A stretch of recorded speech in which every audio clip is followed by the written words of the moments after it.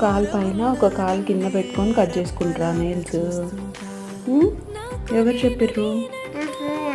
నాన్న చెప్పిండు అట్లా కట్ చేసుకోమని. మరి నాకు కట్ చేయవా? నాకు కట్ చేయ.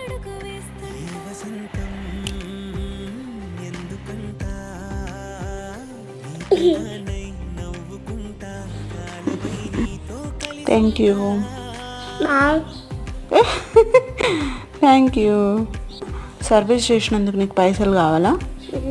ఎన్ని పైసలు కావాలి? 2 రూపీస్ కావాలా? ఓకే. నీ కిడ్డీ బ్యాంక్లో వేసుకుంటావా? ఓకే.